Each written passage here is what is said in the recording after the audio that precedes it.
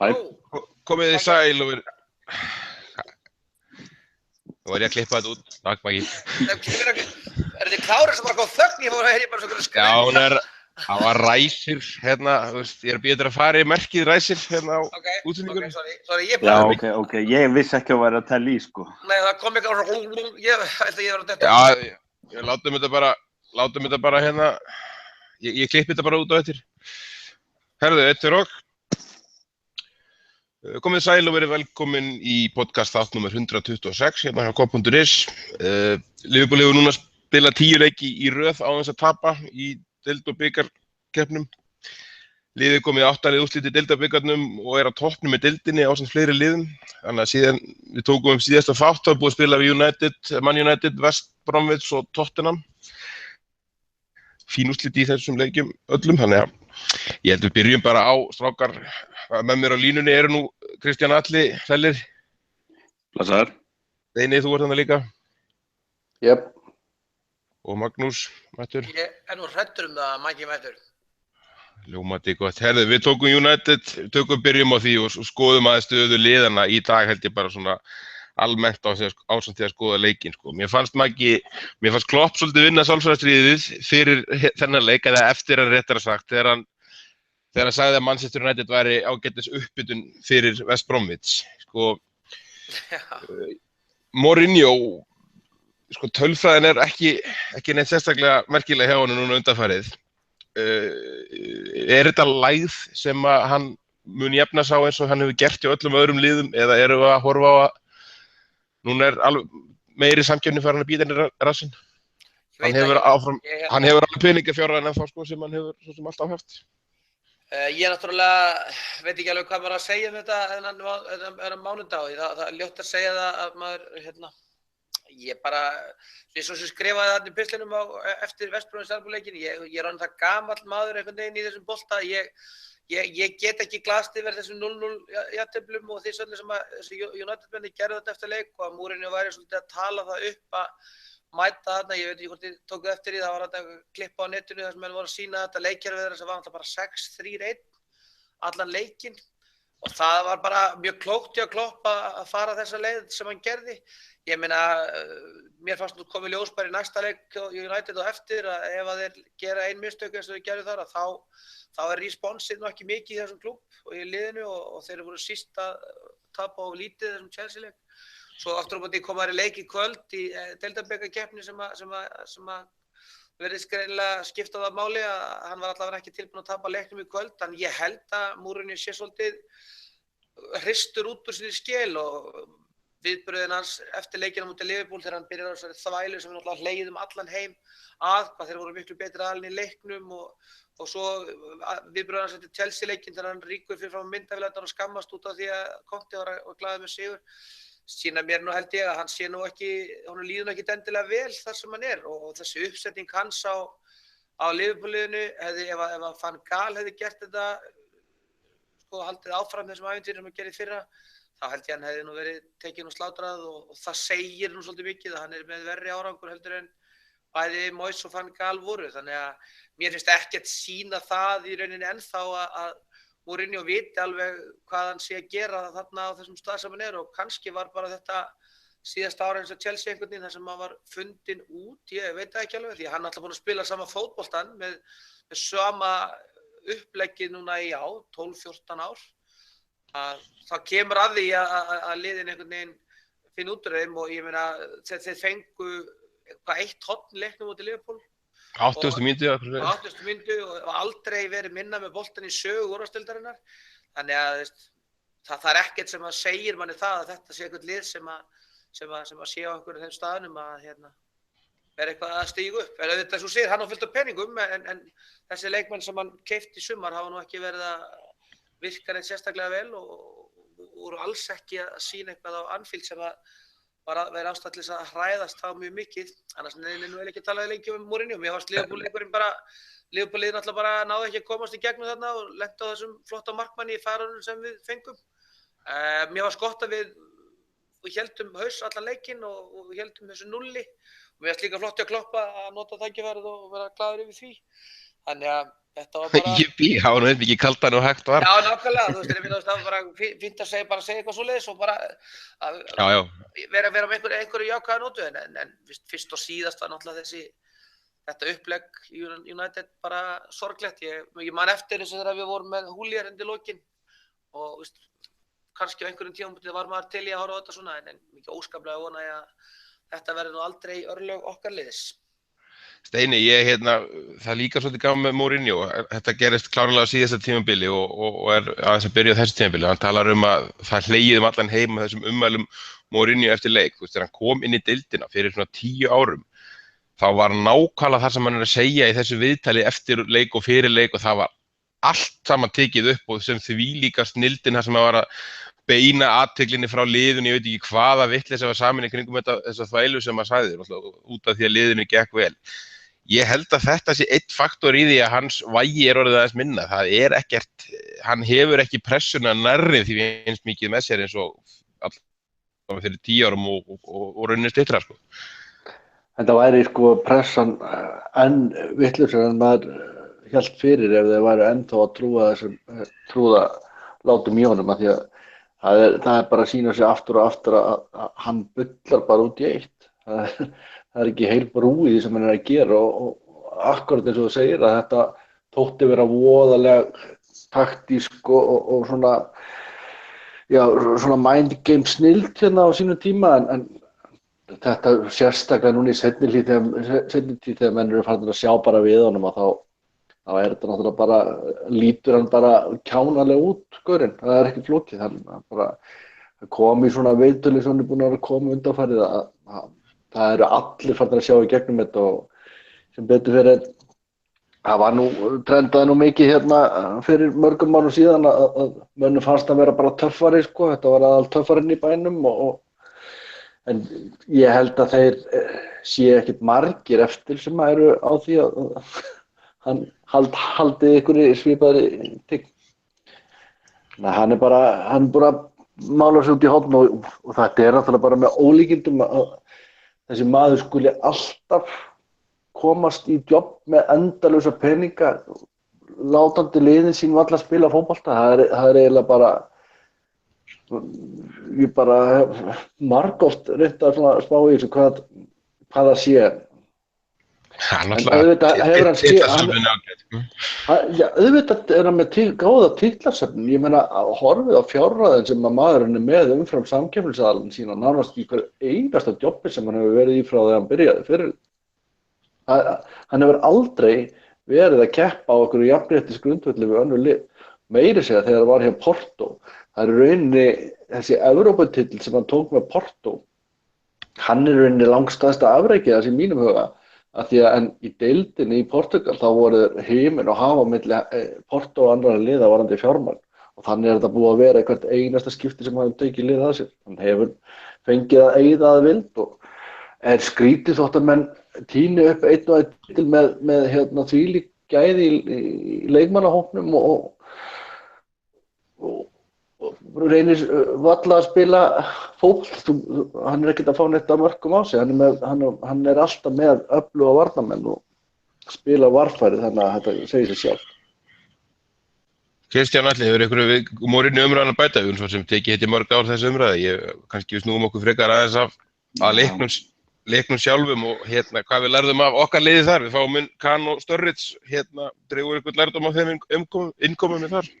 Ég meina United eru náttúrulega bara bestir að því að Zlatan og Pogba og þeir munu klárlega að vinna deildina í vetur að því að Zlatan og Pogba og ef þú heldur að þitt lið sé betra en þeirra myndu þá bara að þeir eittu hellingspeningum í Paul Pogba í sumar. En þeir mega bara eiga þetta í friði. Ég myndi sko skýtt með þetta tal að einhverju 5 eða 6 Liverpool-leikmenn hafi kostað jafn mikið á Pogba. Ég myndi ekki skipta á Pogba og Zlatan fyrir Coutinho og Firmino í dag, bara 2-2, ekki séns. Og ég myndi aldrei skipta á Jürgen Klopp og Jose Mourinho. Þeir mega bara eiga þetta á miljónundan sínar Old Trafford. Ég var að horfa á málninguna þarna á Old Trafford enn einu sinni í kvöld. Þeir unnu nú í þetta skiptið, það rökk eitt bolti laus í teignum og Juan Mata, einu maðurinn í hópnum sem að Mourinho hefur selt áður, hann er svo mikill mannaþekkjari. náðu að skora sigurmarkið og þeir mega bara eiga þetta og ég meina hvað getum við mikið rætt þennan leik hérna á mánudag fyrir viku, það var náttúrulega, þú veist, næstu 3 vikna build up fyrir þennan leik, þetta átti að vera bara eins og einhver stór úrslitaleikur eitthvað út af landsleikjahlinu og gott að talað þetta og tuggið á þessi 2 vikur og svo bara þegar kom á daginn, Liverpool byrjaði hægt, það var kannski stress í okkar mönnum eða vantaði taktina því að Lallana og Wijnaldum voru ekki með og eitthvað, það tók menn svona 25 mínútur, hálftíma, á þeim tíma voru United meira með boltan en án þess að sækja eitthvað, ég man að Pogba átti eitt skot lengst upp í stúku svona fyrir utan teig í fyrri hálfleik. Annars var þetta aðalega pirra okkur og okkar menn næðu einhvern veginn ekki stjórn á leiknum, en leið og það gerðist okkar menn náðu stjórn á leiknum, þá duttu þeir bara niður í 6 manna varnarlínuna sem þeir voru svo með í allan leikinn og ég sagði þegar voru svona 5 mínútur eftir af þessum leik og sagði við sessunita mína það kæmi mér ekki óvart ef að United tækju Everton á þetta og fögnuðu í jafnteflinu þegar hann flautar af sko. Því að þeir voru bara það varnarsinnaður og þetta er svo mikið Mourinho að ég meina ég skil bara ekki hvernig hægt að vera ánægður með þetta. Ef þú kemur inn með dýrasta leikmann í heimi og það sem þú minna sér besti strækjarinn í deildinu og þið viljið stefna á sigur í deildinu og annað slíkt og þú ert að berjast við Liverpool sem að þið viljið meina að hafi verið litla liðið í ríknum í 20 ár og eitthvað svoleiðis og svo spila þessi taktík mér finnst ég verið að sjá svo mikið af United-mönnum einhvern veginn bara kyngja ansi mikilli ælu til þess að ná einhvern veginn að skáskjóta sér í að hrósa Mourinho af því að hann er þeirra stjóri að fullt af þessum gaurum sem að þola hann ekki og verða mjög fljótir að snúast gegn honum held ég í vetur ef þetta gengur ekki betur en þetta. Og ég meina þeir bara eyðilögðu leikinn, það er varla það sem hægt að greina finnst mér einu sinni átti Can góðan leik eða var þessi góður eða þessi slappur eða hvað hjá okkur, þetta bara menn hlupu bara vekk og jú það er alltaf hægt að gagnrýna okkar menn fyrir að hafa ekki náð að skapa sér fleiri færi og annað slíkt en bara skítur skeður og bara færum okkur áfram, það eru þeir sem eru sáttu við þessu úrslit en ekki við eins og Klopp sagði, frábært, bara næsti leikur. Maggi, það er ágætis svo gaman að sjá þennan metnaði þjálfarann okkar, hann var bara augljóslega pirraður yfir jafntefli og því minna við erum búin að taka 10 leiki núna og 2 jafntefli inn í þeim pakka ég maður rétt, það er nú bara allt ágætis heimtur og United leikarinn er alltaf erfiður, ég minna er þetta ekki sko, ef við horfum á hana leiki heild, mikill missir af miðjumönnunum, þetta var rosalega vondur leikur að riðilega miðjunni fannst mér, Lallana og Wijnaldum en ég meina þetta er bara eins og leikurinn fyrir árið síðan, þetta sker úr þetta finnst mér allavega strax eftir leik, hann skot hjá Coutinho er bara í þeim geðaflokki, þetta er inni í, sko ég myndi ekki segja 9 af hverjum 10, heldur 29 af hverjum 30 skiptum sko. Það er alveg ljóst að við værum ekki að tala um hennar leik svona ef þeir hefði ekki haft DG hérna í toppformi, þetta er náttúrulega bara fáránlega flottar 2 vörslur hjá honum sem voru bara í algjörum heimsmæli hvað á. Jú, það er hægt að gagnrýna bitið hjá okkar mönnum að hafa ekki farið fastar á það eins og í fyrri hálfleik en við erum þannig með 2 mjög öflugar marktilraunir sem er bara, bara heimsklassa markvarsla sem heldur þessu jöfnu. Þannig að mér finnst voðalega erfitt í rauninni að gagnrýna einhverja einstaka aðila í liðinu fyrir þennan leik. Sjálfsögðu hefðu við viljað meira en við vitum alveg að þegar þú ert komið með mikið stórt og dýrt lið og sem að leggst með 11 manns á bak við bolta að þá færðu ekkert mörg færi til að skora mörg og eins og þú segir sjálfur í 29 af hverju 30 tilvikum hefði þetta nægt til að bara klára leikina því það var ekki eins og Manchester United var að fara að refsa okkur hinum megin því að hvað áttu þær 6 snertingar inn í vítateig Liverpool allan leikinu í 90 mínútur. Þetta Steinn líka svo gaman við þetta hjá Liverpool, þetta lið núna, í þessum leikjum sem við erum ekki að vinna að koma eitthvað tæft út, þá alltaf svona tölfræði með okkur núna sko, að spila mennskan var svo sko, lofandi upp á framhaldi. Þetta segir 6 touch og United hefur aldrei verið að minna með boltan í bara síðan úrvalsdeildin var byrjað að telja þetta. Sko. Bara aldrei.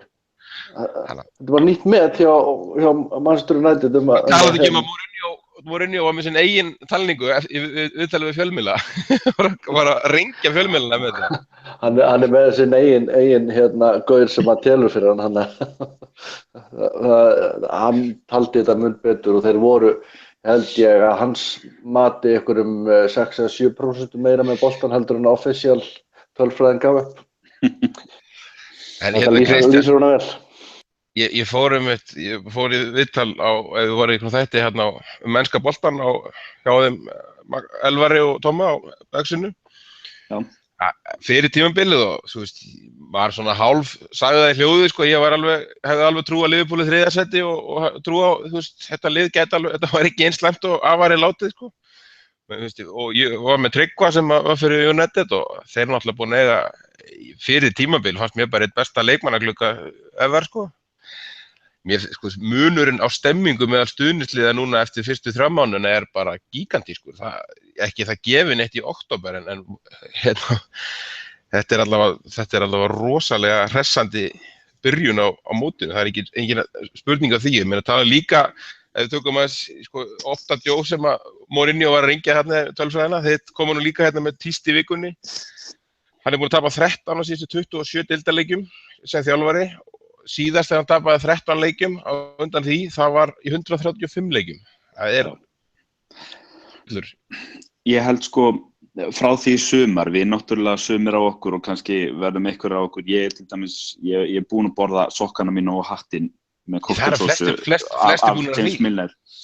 Ég held sko burt sér frá leikmannaglugga, auðvitað máttu þeir vera jákvæðir að vera að fá Zlatan og Pogba og svo keyptu við Mkhitaryan sem að við eltust við og lágum dálitir yfir einhvern 1 eða 2 mánuði og svona auðvitað gátu við svona aðeins nutta okkur upp úr því í sumar. En ég held að það sé bara koma á daginn. Það getur vel verið að Mourinho sé bara búinn sem eitthvað svona þjálfaraafl. Þú veist, kannski eru bara komnir nýrri og ferskari þjálfar sem kunna á taktíkin hans og ekki bara í stóru liðin heldur, þú veist, þjálfara hjá Southampton og Swansea og þessum liðum sem að geta velta með dröggum líka. Kannski á hann bara eftir að ná sér upp úr þessari lægð sem að síðasta rúma ár hefur verið. En ég held eins og staðan í dag að þá getum við ekki annað en sagt sko munurinn á liðunum, burt sér frá því hvað leikmannahópurinn er dýrari og hver með betri leikmenn í þessar og hinn í stöðunni bla bla, að munurinn á liðunum bara þjálfarinn. Því að sko ég efast ekki það í sekundu að Jürgen Klopp væri að gera miklu meira með núverandi leikmannahóp Manchester United heldur en svo sem Mourinho. Ef hann hefði tekið við þeim í sumar og fengið þennan hóp upp í hendurnar. Og það ekkert sem að við höfum síðustu 15 mánuðina sem bendir til þess að Mourinho væri að gera nálægt í jafn góða hluti með, í rauninni má ennþá segja vissuleyti takmarkað Liverpoolið heldur en Klopp er að gera. Þannig að munurinn bara klárlega stjórinn og við, eins og Maggi skrifaði skemmtilegum pistli þarna á sunnudaginn, mikið erum við guðs lifandi fegnir að þessi maður valdi Liverpool. Það var bara þannig. Maggi, heldur þetta sé punktur, heldur að peningarnir séu farnir að munurinn sé farin að vera minni í enska boltanum út af náttúrulega það öll liðin í rauninni moldrík og þau eiga svolítið greiðan aðgang að deildunum utan allavega ensku úrvalsdeildarinnar og ég meina ég er svolítið að horfið að mér finnst Guardiola, Klopp, Pochettino, Conte og Eddie Howe og svoleiðis stjórar, mér finnst þetta svolítið eins og þessi nýrri kynslóð tekin við af því sem að Mourinho var og mögulega Benítez og fleiri á þeim tíma. Er ég á villigötum heldur? Ekki það er ekki langt síðan að Mourinho var að vinna titil, þannig að kannski þetta fallið sjálfsög. Ef ég má trúa mér inn og bæta kannski við þarna, ég held að munurinn á Mourinho núna og þegar hann var síðast í Englandi sé einfaldlega sá að þessi spilli taktíkans, hann er ekki að spila í rauninni eina nýja taktík með Chelsea í seinna skiptið og núna United. Hann er ekki að spila neina mikið öðruvísi taktík með þessi lið núna síðustu 3 árin eða 4 árin heldur en hann gerði með Chelsea fyrir áratug þegar hann gjörsamlega sko grandaði ensku úrvalsdeildinni í 2,5 ára eða eitthvað og hann fór hallloka eins og alltaf hjá honum kallinum. Sko ég held að munurinn sé bara sá eins og þú segir, það eru fleiri sterk lið í deildin núna, það er að segja ekki bara fleiri ofurlið heldur líka svona liðin sem eru venjulega miðadeild eru miklu sterkari heldur en liðin sem voru venjulega miðadeild fyrir 10 árum. Og eins og þú segir að það eru fleiri líka stjórarnir eru betri, liðin eru betri, samkeppnin er meiri og við erum að sjá mikið af, eða meira finnst mér af óútreiknanlegum úrslitum hjá öllum liðum. Og þá í rauninni ekkert eftir hjá Mourinho sem stendur upp úr. Ég held að það sé bara málið. Ég held að það sé margt til í þessu, sko, enska deildin, það alltaf þessi metingur í gangi hver sé skemmtilegasta deildin, hver sé besta deildin og bla bla bla. Ég ætla ekki að fara nánar út í það núna, en það alveg samt, ég held að sé enginn sem gagnrýnir eða ósammála því sem hefur eitthvað skoðað málin að jöfnuðurinn í ensku deildinni náttúrulega miklu meiri heldur en í bara öllum öðrum deildum. Það gerir þetta skipulag á sjónvarpspeningunum sem að gera það verkum, og eins og við höfum talað áður hér í podcasti. Ég meina, Crystal Palace lið á Ítalíu eða Spáni eða Þýskalandi væri aldrei að fara að kaupa mann eins og Benteke á yfir 30 milljónum punda. Það bara þekkist, þetta þekkist berginum á Englandi að það séu svona mörglið með mikið fjármagn. Sjáið þið Bournemouth sem með 11.000 manna völl. Þeir borguðu bara Liverpool 21 milljón punda fyrir 2 menn sem bara teljast líklegast bara að vera efnilegir. Ég meina Victor Valdes og Negredo að spila fyrir Middlesbrough. Þú sæir þetta ekkert, Wayne Rooney fær ekkert að spila fyrir nýliðana í La Liga. Að geta tekið leikmenn sem voru hjá Barcelona og Real Madrid og sett á einhverja nýliða Englandi. Ég meina, en málið bara, spillitaktíkin hans virkaði að því að hann var með svo langdýrasta og langbesta liði fyrir 10 árum og það bara ekki raunin lengur. Nákvæmlega. Maggi minn, þú tekur boltann. Nei, ég er góður. Þú er góður? Já. Þá förum við úr þessari skemmtun sem Jose Mourinho og yfir í Tony Pulis, Maggi. Það var loksins brotið ísinn á móti Tony Pulis og í rauninni bara svekkjandi að þetta hafði ekki verið stærri skellur fyrir hans menn.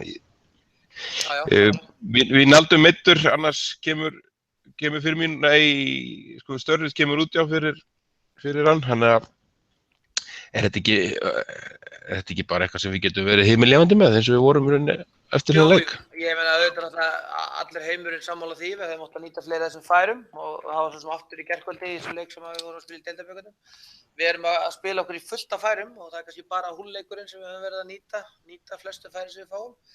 En þessi West Bromwich leikur náttúrulega, mér fannst hann virkilega vel spilaður og það náttúrulega þessi mörk koma náttúrulega bæði 2 upp úr því að annars vegar við sem að vinna boltan á miðjunni og hins vegar að pressa varnarmenn í að gera mistök, ekki dósa upp á vítinu sem við fengum sem sigurmarka móti Swansea.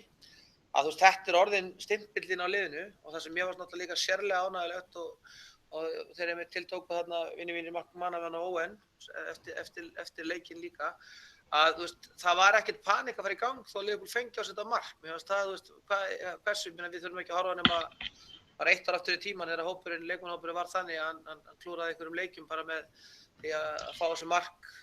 Nei, við fengum bara alltaf okkur 2 mörk, það bara undantekningarlaust. En í rauninni, þú sást alveg að West Bromwich voru að reyna að búa til einhverja pressu, voru að dundra eitthvað langt, en þeir fengu 1 horn og 1 innkast eftir þeir skoruðu og eftir færi sem var eitthvað hægt að fara að tala en við hefum getað skorað þarna 2 mörk eftir að við komumst í 2-1 og það fannst mér bara frábært og sýnir manni bara að mínu viti bara sjálfstraustið sem að í liðinu því að nú vorum við bara, það var enginn að kippa sér upp við það að fá á sig þetta mark heldur komum bara á griljónina í sína pressu áfram og héldu áfram að spila þennan fótbolta sem að þeir voru að gera allan leikinn og það þetta bara frábært fyrir utan svo það að eins og Klopp sagði svo eftir leikinn varðandi stemmingun á vellinum að allt þarna fyrir árið síðan það vissum það að Anfield hefði þagnað að mennið orðið með ykkur að stæla en það bara þegar West Bromwich Albion að stilla aftur upp í vörnina þá heyrði maður bara völlin garga og góla það sem eftir var á leiknum og það auðvitað það sem líka svo greinilegt og þeir auðvitað alltaf töluðu mikið eftir leik og aftur Niall Quinn í lýsingunni í gær að he's got this place buzzing og það einhvern veginn bara það sem maður einhvern veginn að verða svona skotin í að það bara þetta alltaf á einhverju draumaleið sem maður bara vonar að sé ekkert að fara að enda og meina, það er alveg langt síðan að við spilum mótið þessum Tony Pulis-liðum og fengum svona mörg færi, sko. Foster var alltaf bara frábær í markinu hjá þeim Hvað heldur líka, Maggi, hvað heldur þessi langt síðan að Liverpool fekk ekki á sig hotspinning gegn Tony Pulis fyrir eftir 69 mínútur? Nákvæmlega, og hvað fengur, hvað 3 ár síðan það heila held ég, sko. Ef maður rétt, það var eitthvað svoleiðis. Það er bara þegar það er náttúrulega partur af þessari hápressu liðin eiga bara erfitt með að koma sig gegnum þessa hápressu. Menn United fekk 1 þarna á undan og það er bara alveg bara orðin lenskan í þessum leikjum og minna, það er svolítið gaman því að þetta Karius kallinn, hann hérna svo sem var erfið umræðin, það kemur bara leikur eftir leik sem að bara markmannu Liverpool bara sést ekki mynd í 40-50 mínútur nema til þess að taka við einhverju sendingu bara fyrir framan depóan og senda á næsta varnarmann, sko.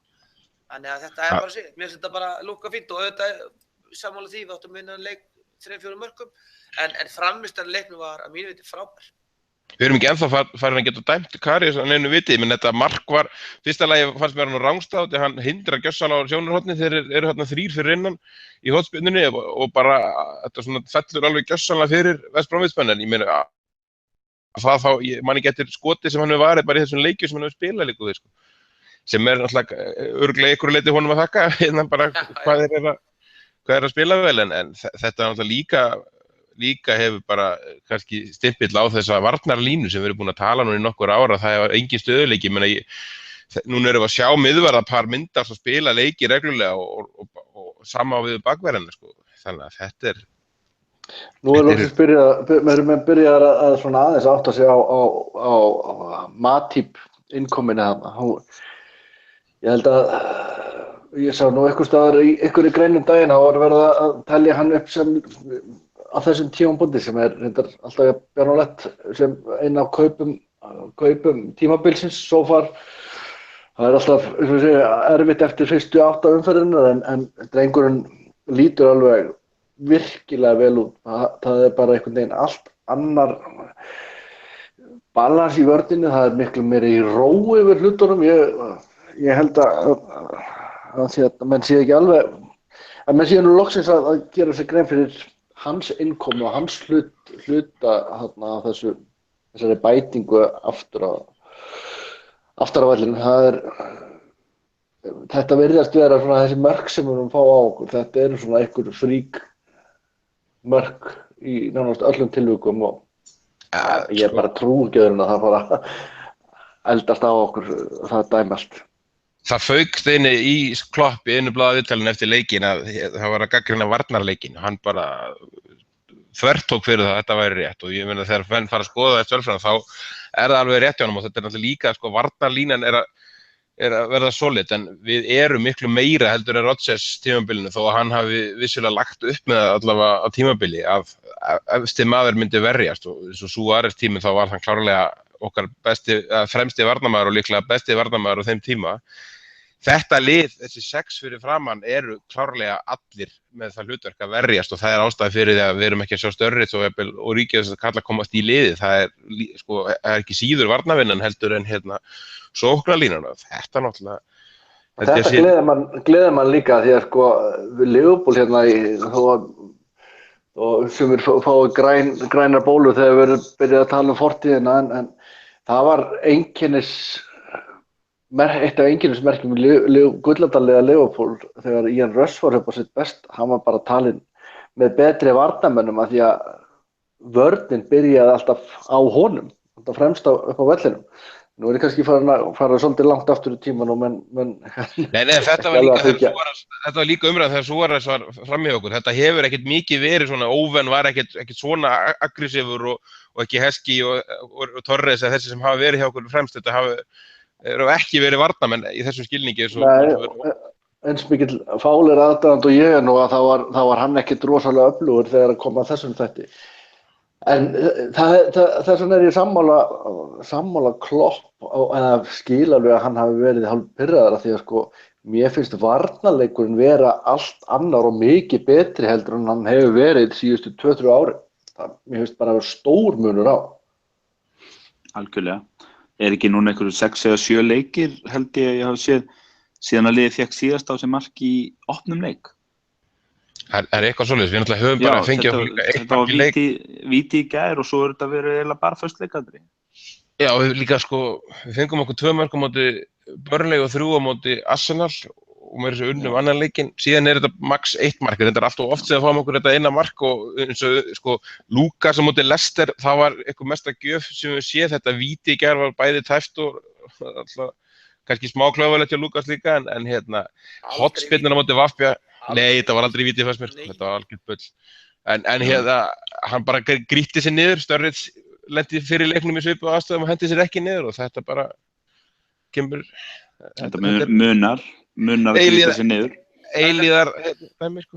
Þetta er eina sem ég finnst varðandi varnarleikinu, það er ljótt að segja það, ef við erum að tala Karius, það liggur við að maður getur sagt það sama Matip varnarlega, hann er frábær að bera boltann og yfirvegaður, en ég meina ég reyndar sá ekki þennan Burnley-leik sem við vorum 80% með boltann almennilega, ég horfði ekki á hann allan einhverju viti, en ég meina saman hvort það þessi Chelsea-leikur úti með Costa eða hvað þá hefur varnarleikurinn hátt á vellinu verið svo frábær að við höfum bara aldrei lent í því að þurfa að verjast einhverjum svona, hvað að segja, svona, eins og hefur verið í gegnum tíðina stundum, einhverjum svona, under the cosh vandamálum. Já, einhverjum svoleiðis að við séum að lenda í einhverjum leikjum sem við erum bara ekki að stjórna til lögum, en kannski varum við að segja eitthvað annað ef þetta Swansea skallamarkarna hefði þegar gaurinn skallaði þarna framhjá í dauða færi í uppbótartíma. Það var svona bolti sem að, manni fannst svona skapa einhvern dró.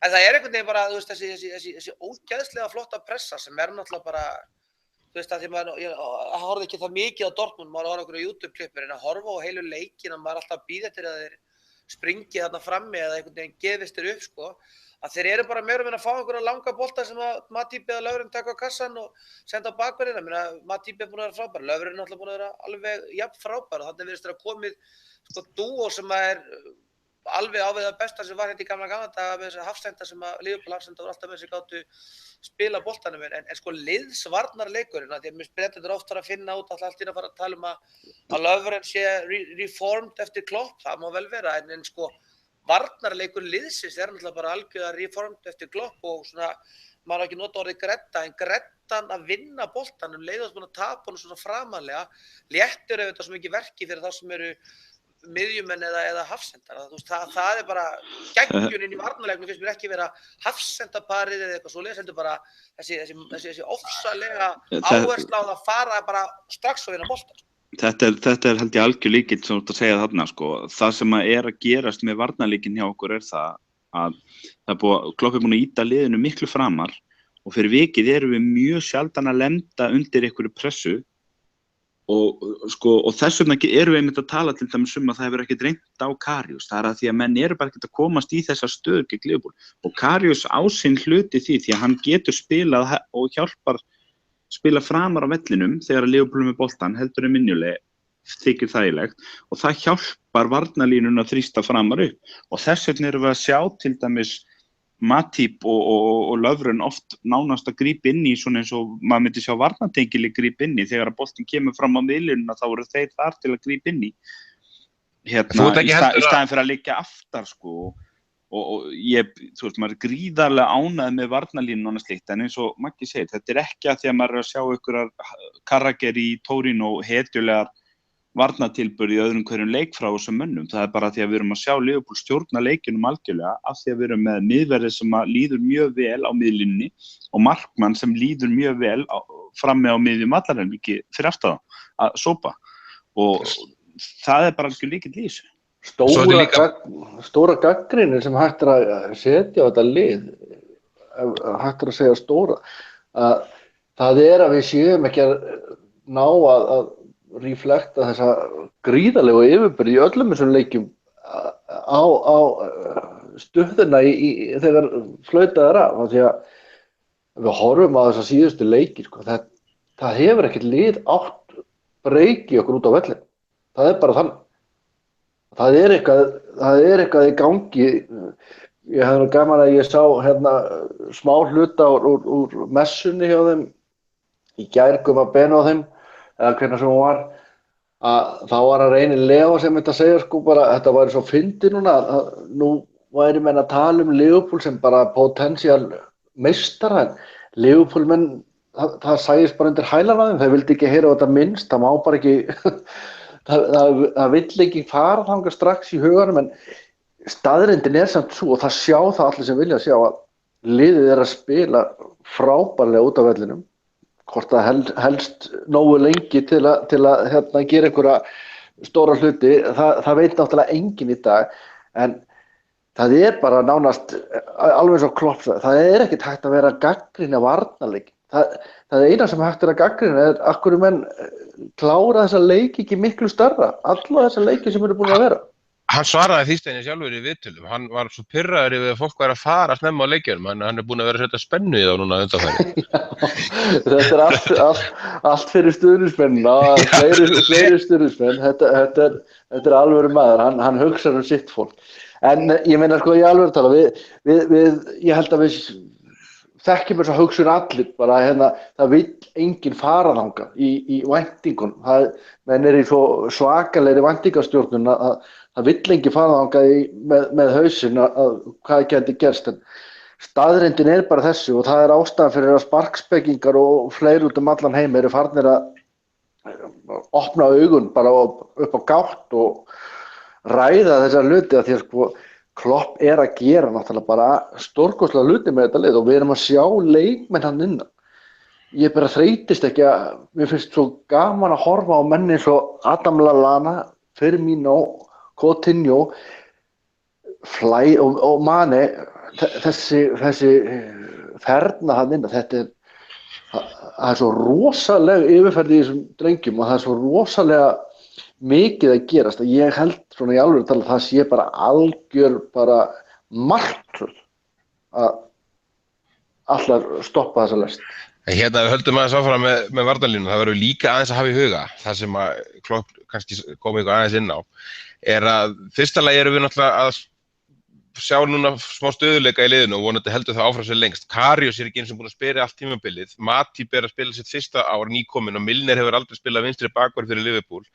Þetta eru 3 af 5 sem að spila nýja stöðu. Allir á miðjunni fyrir þetta kannski Henderson sem hefur ekkert verið að ráði í liðinu samt. Þeir eru líka að spila nýtt hlutverk á miðjunni allavega í þessu Liverpool-liði, þannig að þetta lið núna búin að spila 9 leiki í deildinni og alls ekkert allir saman í þessum leikjum, þannig að þetta lið ennþá þvílíkt að slípast til, eins og að sagði þetta lið náttúrulega alls ekkert komið í 100% stand, þannig að við veitum ekki hvað gerist í framhaldinu, en hérna það ekkert útilokað að liða eftir að batna, þú tala líka Steini að úrslitin í þessum leikjum ekki að sýna yfirburðina sem alveg hárrétt, en ég held að það nefnilega hljóti að styttast alveg verulega í þann leik, stórsigurinn hjá Liverpool, bara eins og við vorum að gera á síðast tímabili. Þetta lið að spila þannig og öll tölfræði skota á mark og svoleiðis að einn leikinn þá hlýtur þetta að smella. Það var bara Sturridge hefði ekki verið með 3 eða 4 í gær, var bara magnað sko. Hann klúraði allir með besta færi leiksins. Já, hann átti á venjulegum degi hefði Sturridge verið með lágmark fernu í þessum leik. Það bara þannig. Og ekki það sé hægt að mikið að gagnrýna því hann átti frábæran leik en bara færa sköpunin og enn og aftur Worm átti náttúrulega frábæran leik. Ben Foster átti frábæran leik á móti okkur. David De Gea átti frábæran leik á móti okkur. Einhvern veginn virðist við hafa ríkalega áhrif á þessa markverði sem að spila á móti okkur og því við erum ekki að tala Það líka meira að gera hjá þeim í leikjum móti Liverpool heldur en sem kannski þeir fá að sína í öðrum leikjum. En horfum samt á þessi skotin sem þeir eru að taka þessi markverðir eru bara topp gæðin, það ekki eins og þið séu að skjóta þá í kaf, skjóta beint á þá. Þetta verið að setja þetta upp í horn og niður í horn og þetta eru bara alvöru markværslu sem við erum að horfa á. Hérna Kristján, það sem að við förum aðeins yfir í, höldum aðeins áfram, það sem gleður mig mest við þetta hjá Klopp, ekki bara varnarleikurinn, það bara að það komin alvöru heildarbragur á liðið þegar einn dettur út og kemur annar inn sem þekkir hlutverkið alveg í botn. Og þetta að verða betra og betra með hverjum leiknum, hann alltaf fekk rosalega gott undirbúningstímabil sem var allt síðasta tímabil, hvað þetta varðar, eins pirrandi var nú að horfa upp á það tímabil öðru leyti. Við sjáum þetta svolítið í gær í leiknum þar sem við gerum 11 breytingar, mætum svipuðu Tottenham-liði, þeir gera alltaf hellingsbreytingar líka og mæta með svona svipað magna af lykilmönnum í þennan leik. En þú veist, frammistaðan í leiknum var mjög góð og flottur sigur á móti Tottenham-liði sem okkur ekkert gengið sérstaklega, það er misjafnt gengið á móti þeim, en þetta sýnir rauninni, þetta var fín sýning í gær breiddina á liðinu, þú veist. Sóknarlega erum við bara með betri bekk heldur en mörg lið hafa framlínu, sko. Þá er þetta alveg bara á toppliðin ykkar, sko.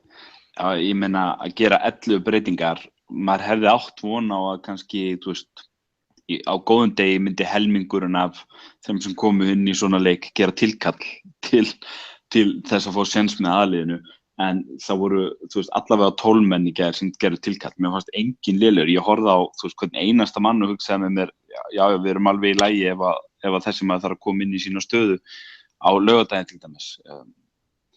Og ég meina það segir bara svolítið sitt breiddina á þessu liði að vera með þetta lið og eiga svo samt eftir að setja Danny Ings inn á.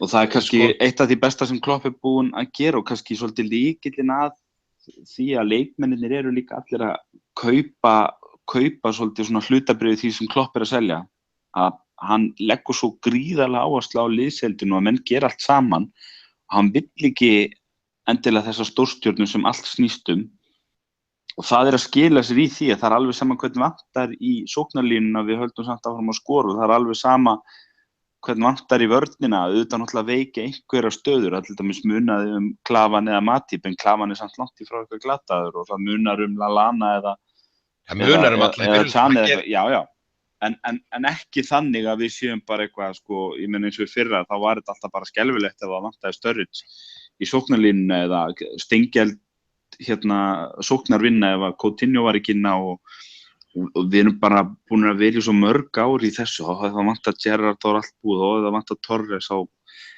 en það er einhvern veginn, þú veist, það er engin Torres eða Gerrard í þessu liði en það er alveg ógeðslega mikið af svona Luis Garcíum og Alonsoum og Dirk Kuytum í þessu liði, þannig að það er einhvern veginn ná að liðsheildin er svo gríðarlega sterk og já, við erum eins og Coutinho er bara góður í lið með að verða alveg stóðstjarna, sko.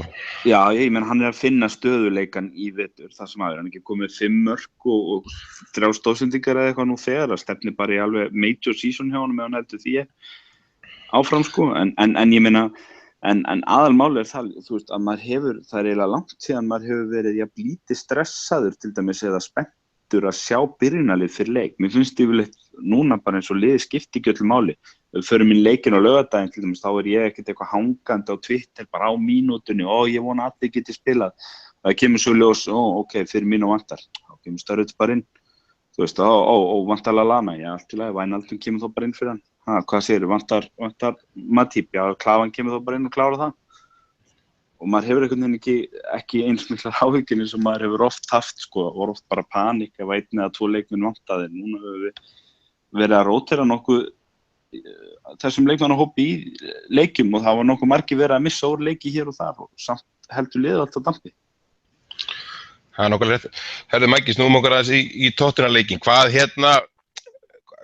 Hvað svona gladdiði mest úr byrjunarliðinu hjá okkur í hópnum? Ég er náttúrulega bara, Sturridge var langbestur. Það er náttúrulega bara þannig, þetta er náttúrulega frábær framherji, það er náttúrulega bara, ég er alveg saman að steina, það er náttúrulega þessi yfirferð og þessi ógeðslega mikla kærsla sem er á þessum mönnum okkar, en það var náttúrulega bara frábært að sjá Sturridge í þessum ham og hann var ekki bara að skora, hann var að leggja upp og var að gera ógeðslega mikið flott og það gleður mig mjög mikið því ég er alveg sannfærður það að hann á eftir að skipta okkur máli einhvern tímapunkti í gegnum veturinn og Þetta er góð punktur, alltaf að tala um þetta sem einhvern vandamál að vera með svona stóran bekk. Manchester, þeir eru búin að vinna titlana, hvað var Ronaldo, Tevez og Chicharito, ég man ekki hvað hétt allir hérna, sko, ekki Chicharito reyndar. Þeir voru alltaf 4 toppstækara, bara öll ára. Rooney hétt eitthvað ekki? alveg nákvæmlega. Það var kannski akkurat það, því þú veist að ég er svo þreyttur á þessum að vera að reyna að finna, Sturridge er alltaf augljóslega ekki að fara að vinna stand-up keppnir í lífinu. Það er bara alveg augljóst mál og ég er ekkert viss að hann væri neitt góður við okkur í bústanu, sko, eins og margir þarna í þessu leikmannhóp. En þetta er bara... Við myndum rífa hann í gang, held ég, sko. Það gæti kannski verið, hann með að fækja verið okkur í podcasti. Já, með okkur í trivia lið og svona, hann er náttúrulega bara greinilega ekkert lífsglaður einhvern veginn maður svona í kringum þetta og mér er bara alveg skít sama, hann bara þetta er flottur fótboltamaður og hann hefur aldrei komið í einhvern viðtal til að vera með einhvern vesen, það er allir einhvern að reyna að segja, hann vinnur ekki nóg fyrir lið, hann gerir ekki þetta og gerir ekki hitt, en í gær náttúrulega bara vann hann að leik fyrir okkur, mér stendar vorum náttúrulega sérstaklega einu sinni verði alveg ótrúlega flottur á honum og hann var mjög nálægt í að skora hann einhver 4-5 sem að hans frammistuð átti skilið. Ég segi líka svo Kristján, það voru alltaf mjög margir leikmenn þarna, bara býsta góðir. Lukas Karlangin fekk á sig þetta ósanngjarna víti sem var ekkert víti. Það gaf hann að sjá Trent Alexander þó hann átti að neina stuttulega tæklingu í fyrri hálfleik sem kannski hefði getað enda illa. Það var nú bara lögbundin tækling hjá nýlega, ekki? Já, nákvæmlega, jú. Og mér fannst Grujic var flottur. Ég er spenntur fyrir þeim strák. Þetta er alveg leikmannsvegum. Já, mér fannst þetta lið bara minnilega varðið þarna til þess að flottur og er greinilega bara á tánum og ekki einhverjum fíluhaug þó hann sé ekki í byrjunliðinu. Þannig að mér fannst þetta bara áframhald af flottu dæmi, fullur völlur, uppselskins mér og bara stuð og stemming einhvern veginn í gangi. Þannig að þetta var bara Maggi, finnst þér ekki Maggi samt magna hvað gullfiskaminnið er svakalegt. Ég meina, það voru flestir sammála það að heill Sturridge væri bara einn sá allra bara topp 5 af bestu framherjum í deildinni. Síðan bara allt í einu er hann, en síðan bara allt í einu fyrir hennar leik núna síðustu vikur eftir að hann misti svona sætið sitt í liðinu og þá var hann allt í einu bara orðið bara, það þarf bara að fara að selja hann.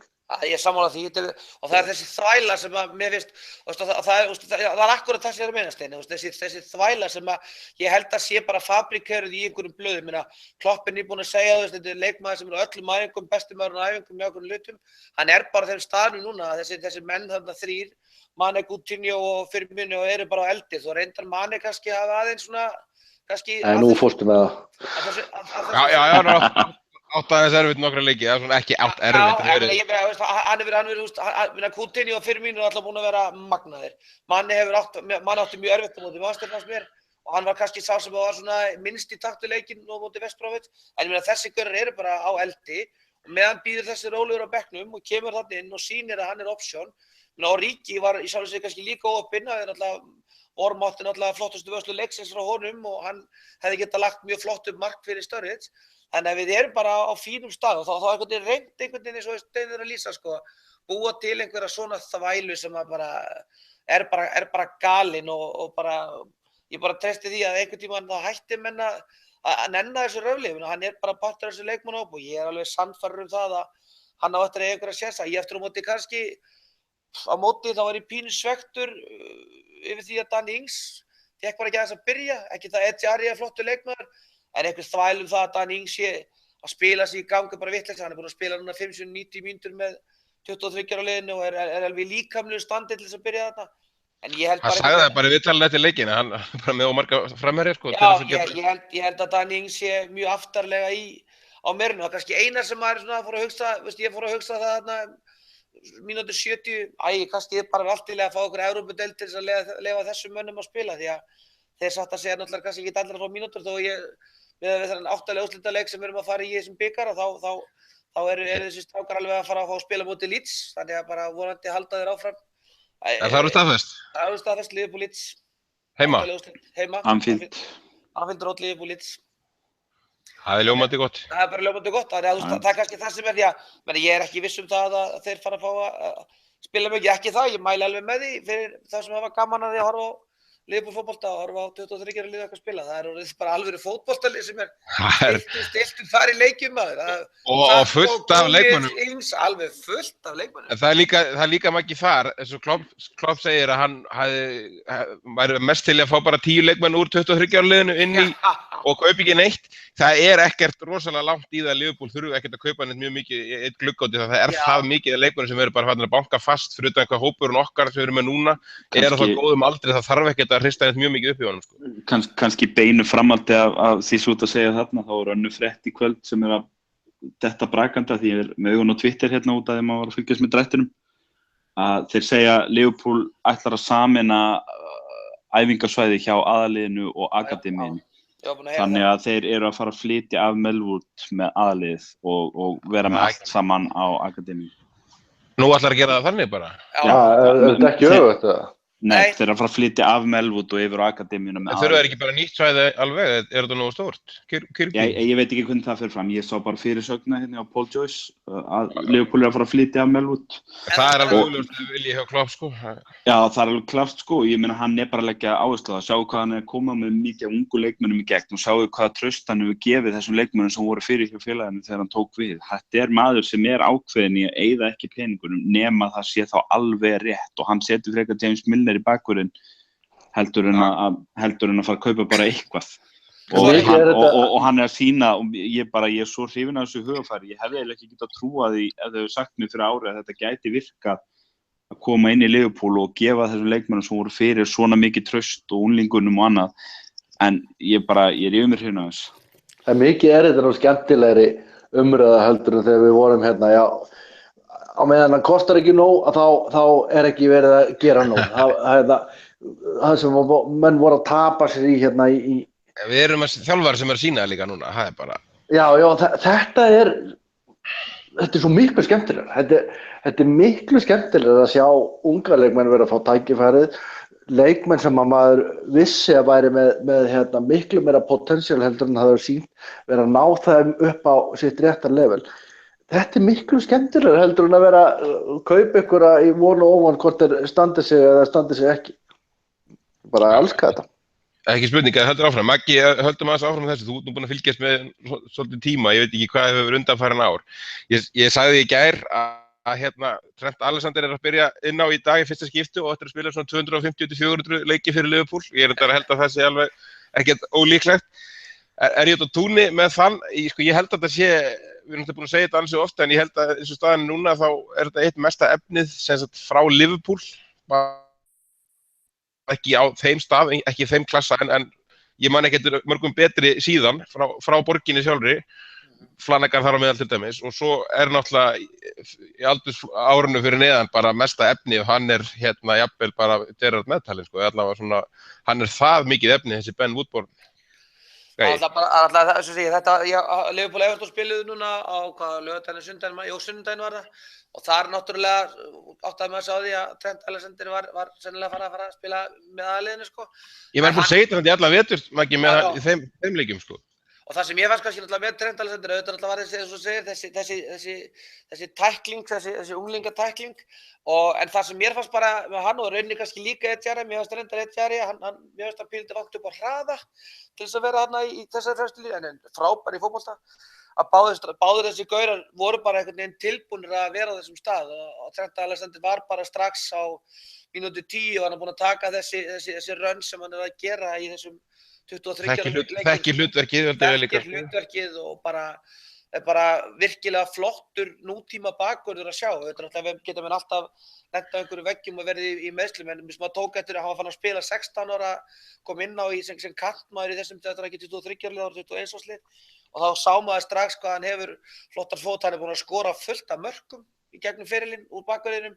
Hann alveg maður sem mættur á fjær þegar vinstri bakvörðin og vinstri kanturinn að krossa boltan yfir og hefur bara allt það sem að nútíma bakvörð. Hann lúmst sterkur þó hann lítur nú rindislega út, þannig að þá stendur hann hlut á sér. Woodburn svona gaur sem að maður svona, já, það svolítið erfitt einhvern nátt að sjá hann. Mér finnst hann eiginlega ekki geta mikið í fótbolta, en svo skorar hann eins og gaurinn og einhvern veginn alltaf á staðnum. Hann ekki svona gaurinn sem að einhvern veginn tekur allt á sig og en marka nefið sem hann hefur. Það búið að vera svipað böss í kringum hann eins og var. Það búið að vera svipað böss í kringum hann og svolítið tíma núna. Þeir eru hálfpartinn að reyna að fela hann, sko, bara eins og var þessar stóru sem hafa komið upp hjá okkur, sko. Já, ég sammála því. Og það hvað sem verður næstu 3 ára veit maður náttúrulega sjálfsögðu ekki, en klárlega mesta efnið held ég Já, saman því svona við erum alltaf með Ryan Kent á láni og alltaf ferlegt að Brannagan skuli ekki að fengið að spila einhvers staðar, hann alltaf búinn að vera frábær í þessum 23 ára leikjum. Þeir eru með hann velska strákinn Harry Wilson sem á greinilega að passa upp, hann var að mínu viti með Alexis á móti Everton, skoraði mark nr. 2 og er orðið fyrirliði eins og 23 ára liði og er bara virkar á mann sem að við geta orðið bara þrælgóða fótboltamaður, hann er búinn að lenda svolítið vegg út af meiðslum og svona vesinni sko. Hann er komið flottur inn núna, strákurinn alltaf meiddur allt síðast tímabili fyrra og hérna hann á nú landsleik til dæmis fyrir Wales, tryggðu hann. Ég held að við getum alveg hugsanlega séð jafnvel einhver önnur nöfn í þessum lýtsleik. En þú sér... Ég væri higgust með því að minna orða þeir eru að skora eins og vindur og þeir eru ekki búin að tapa hana börns lengi og þeir voru alveg pökkuðu þessu Everton liði saman, reyndar svo í lokin þessi pólski 17 ára markmaður sýndi þarna svaka verstur, en þeir voru að gera þetta og það sem ég veist þetta gaman líka, að það er bara orðið svo greinlegt, jafnvel þetta 18 ára lið sem að nú íbúið í bölluðu basli-grein að stórum hluta, en það er greinlega að Klopp hefur talað þarna Ingolthorpe og þess að gauður inn á það að það er bara verið að spila sama kerfi, leið og þá þessir menn missa boltan, í þessum leikjum og þá er bara þó þessi Woodburn eða Ings eða hver það heitir sem er þarna, að það er strax farið að pressa og komið á fullaferð, þannig að klúbburinn er búinn að stilla sig allir inn á það að láta þetta svona vera í sömu línu sem að hefur kannski ekki alltaf verið það sem að hefur verið en sýnir þá meðal annars það að þeirra svona strákar eins og Trent Alexander eða Jerry að koma þarna inn á og þá bara eru þið tilbúnir og bara þú bara að gera það sem þú ert að gera vanalega og hafa sjálfstraust í það. Ekki gleyma því, þeir eru ekkert mikið eldri heldur þarna tveir sem eru búin að vera meiddir, bæði Joe Gomez og Ojo, þannig að það eru... Ég hef þetta áhyggjur af þeim báðumsteini. Joe Gomez, hvað er hann, 18-19 ára, slítur krossband og hann er að byrja að æfa núna 14 mánuði seinna. Nei, hann byrjaði fyrir, það bara kom setback hjá honum. Já, hvað lítur eiginlega vera? Hann meiddist aftur í sumar, var það ekki ágúst? Já, hann meiddist aftur og rétt misti af Ameríkutúrnum eða eitthvað líka. Þannig að það er vont að missa af Rút á þessum aldri en hann var bara það mikið efni og hann er það ungur ennþá að ég hafa hann á bakvið eirað allavega.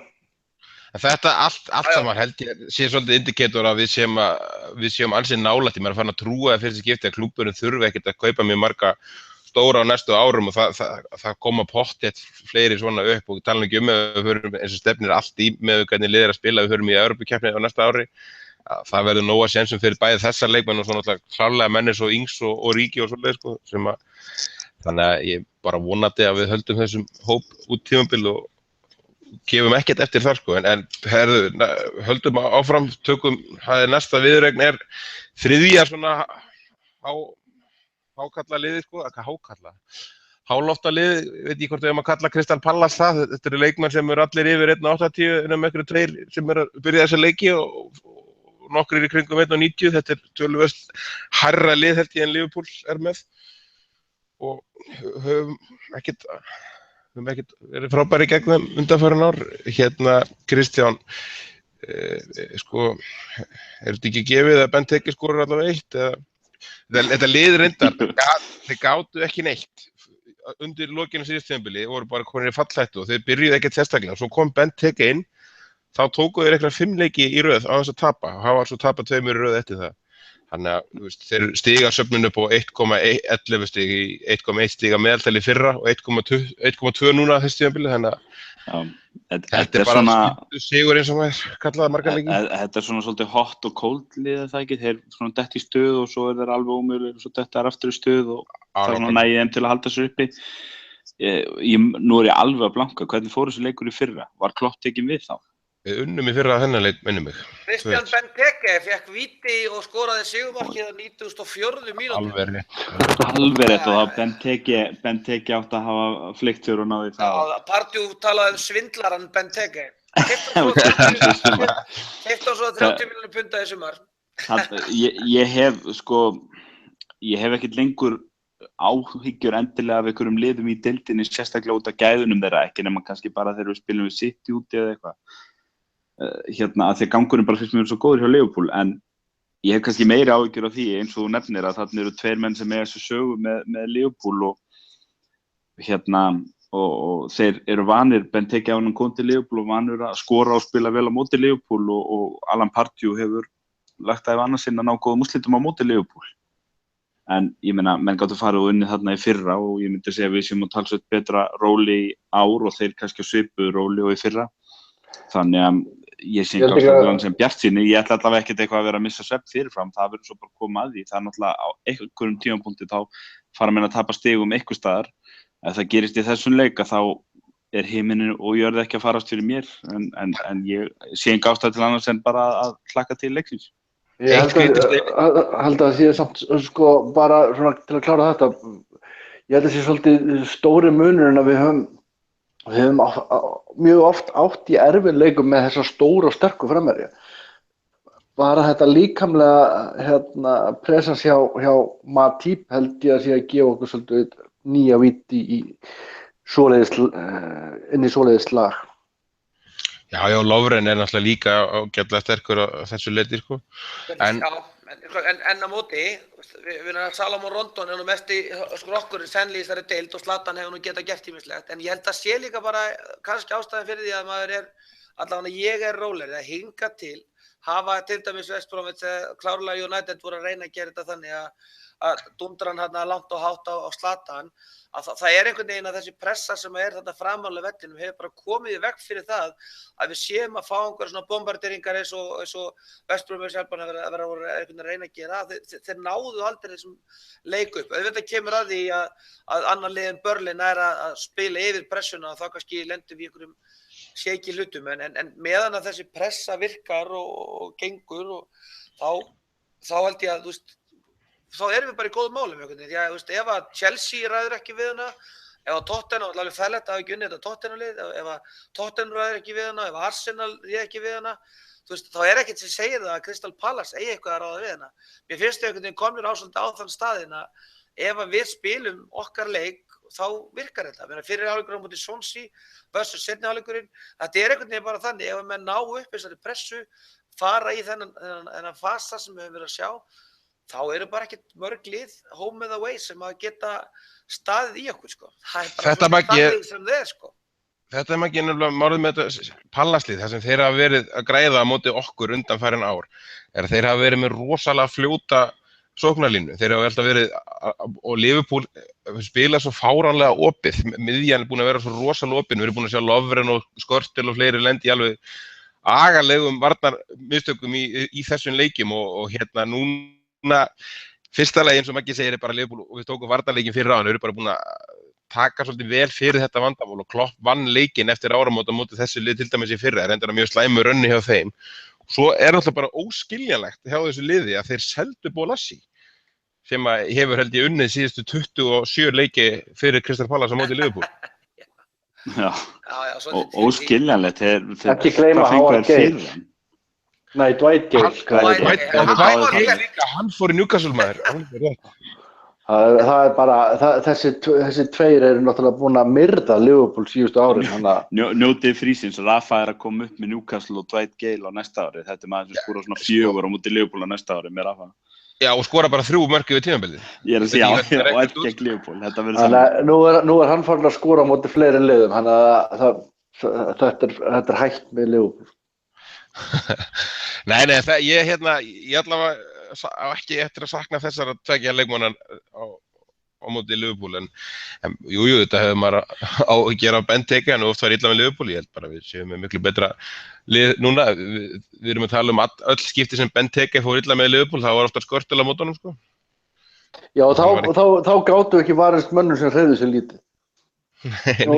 Núna getur við alveg varist mönnum sem eru lítið á ferðinni. Náttúrulega Big Ben verður aldeilis mótiverar, ég held við getum alveg gefið okkur það sem klárt að við sjáum hann eins mótiveran og þú getur séð hann á laugardaginn. Ég veit ekki, Kristján. Og það verður mjög gaman að sjá hvernig Joel Matip tekst að kljást við hann, því að hann er ekkert minni í loftinu heldur en Benteke, og það verður mjög gaman að sjá þeir reyna til dæmis að spila þennan stóra bolta, nota hann sem útboltan sín undan pressinu og annars lík, hvernig Matip gengur.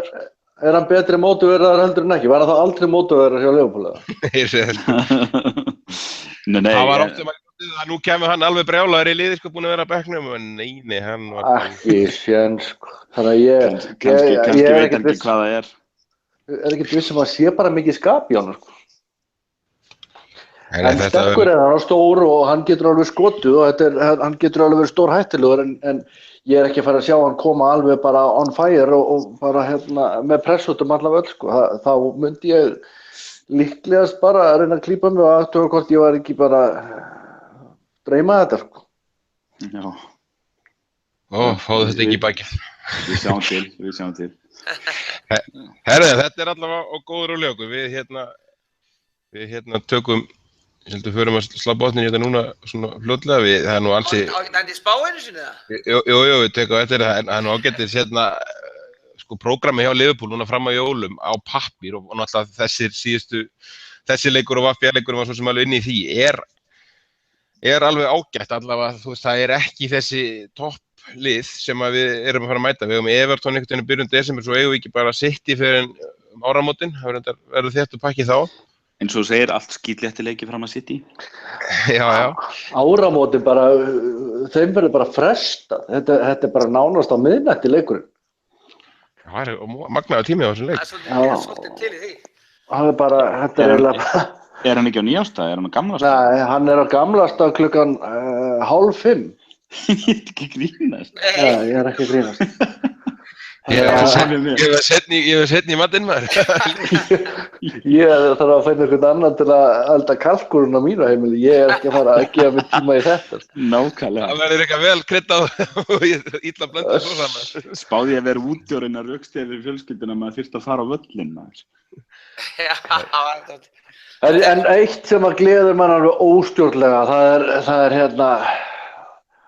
er sem betur fer síðasta landsleikjarhlið er búið en það er komið að því næsta. Eru þið ekkert að grínast í mér eða? Þú fékkst heilar 3 vikur að félagslega bolta á milli landsleikjarhliða. Hættu þessu væli. Ég ætla að fara að stofna samtök með honum Carragher-félaga mínum yfir þessu leiðindum, þessi landsleikjarhlið. Það eru allir sammála þetta. Mér er þess að landsleikjarþjálfararnir eru hundfúlir yfir að fá þá bara í 2 vikur hér og 2 vikur þar. Akkur þessi er ekki breytt skilur held ég enginn, sko. En ég varð að fá að væla yfir þessu, bara smá. En svo eftir það, þá náttúrulega var kannski ágætt að henda því í loftið náttúrulega. Nú eiga 30 og eitthvað manns von á tölvupósti frá Einar og Sigursteini eða ekki? Jú, mikið rétt og þið Kristján eða ekki þar á meðal? Nei, við fáum ekki tölvupóst, helviti þessi. Við fáum enga tölvupóst og fáum ekkert að vita hvað verður skemmtilegt hjá okkur. Ég ætla að ferðast á eigin vegum bara til að banka á því klukkan 8 á sunnudagsmorgun og spyrja hvort þú sett vaknaður og klár, Steini. Já. Hef ég ekki gert það? Það er eitthvað með því. En er ég ekki að stefna það? Nú held ég að við séum komið upplýsingar þannig að í næstu viku ættum menn að fá tölvupósta sem að svona skilja kannski aðeins nánar fjörið og þannig að menn geta að fara að setja sig í gírinn að kíkja á Anfield 2017. Ég held að sé að hljóta að vera orðið, maður finnur það svona við þá sem er að fara út svona í kringum sig að það er orðið töluverð spenna fyrir þessum Liverpool-leikjum eins og að tala um bussið á Anfield er orðið svolítið töluverð viðsnúningur núna allavega þessum að bæða einu ári og hvað þá núna sérstaklega í byrjun þessa tímabils, það er að magnast þetta með hverju leiknum, sko. Já, síðan ný stúka, hún er nú ekkert að skemma fyrir svona bussinu, sko. Það er eitthvað í gangi þarna svona bara almennt, þannig að þetta verður gaman. Það var hrikalega nott að sjá loftmyndirnar í gær þarna sem skuttu þarna af svona einhverju voru með eitthvað dróna þarna fyrir ofan völlinn þegar fólki var að fara út af þetta torg lúkkar alveg magnificent þarna, sko. Þannig að þetta virðist vera gríðarleg breyting á landslaginu, svona ekki bara inn á vellinum, heldur hann í kringu völlin. Þannig að þetta verður mjög spennandi. Ég er enda næja að sjá þetta, ég ætla að kíkja á Watford-leik aðeins undan ykkur. Taka þetta út. Taka þetta út, en ég bara, svo sem ég, kannski alltaf ef einhver er að veltaði fyrir sér, þá er ennþá einhver möguleiki að ná sér í sæti, það er að gera stratt og örugglega. Já, Sigurður næsta vika þá bara, hvernig verka það? Jú, bara, eins og sé, fólk fær bakkan í hendur næstu viku. Við pössum okkur alltaf að hafa hópan ekki stóra, við viljum frekar hafa litla og þétta en mér heyrist á honum að hann geti skvísað inn í þetta, en það var ekki mikið. Það ljómandi gott strákar. Endum þetta Maggi og Pallas reiknum, hvernig fer hann? Hvernig vinnum við? Vinnum á 3-1. Skora. Grjótarður á því. Ég held að verðum Skrifa þetta hjá mér, sko. Eitthvað klassist, ég trú að mannivinni minn rökkvi aftur í þannig gír sem var hérna fyrir einhverju mánuði síðan og skori allavega 1 ef ekki 2 og ekki svo bara tippa á það að Wijnaldum byrja að fá byrjanleik og setja hann. Hann nálægt í gær og á mörk inni, þannig að ekki bara segja að Firmino og Coutinho fá frí núna, það verði bara Mane 2 og Wijnaldum sem að taki þetta. Ég til það. Kristján. Ja, við töpum þessum leika því að við erum ekki með Zlatan og Pogba. Já, eðlilega. Herru, ég er sammála Magga, þetta fer svona 3-1 fyrir okkur. Maður treystir sig ekki ennþá í að spá Liverpool að halda hreinu. En við komum til með að skora mörk því að Crystal Palace kom ekki til með að liggja í vörn í þessum leik. Þeir koma til með að reyna, það er mikill stemmingsvöllur hjá þeim og þetta er svona kvöldleikur á laugardegi og það verður hasar og þá reyna þeir að koma og keyra á okkur og pressa á okkur og gera okkur svolítið heitt í hamsi og Klopp er búinn að vera með aðalið í frí alla vikuna og meðan varalið kláraði Tottenham í gær og hann verður bara undirbúinn fyrir það með sitt besta lið og ég segi eins og strákunir þetta. Er það óbreytt liðið? Já, kannski spurning hvort að Wijnaldum kemur inn í liðið aftur, ég veit það ekki.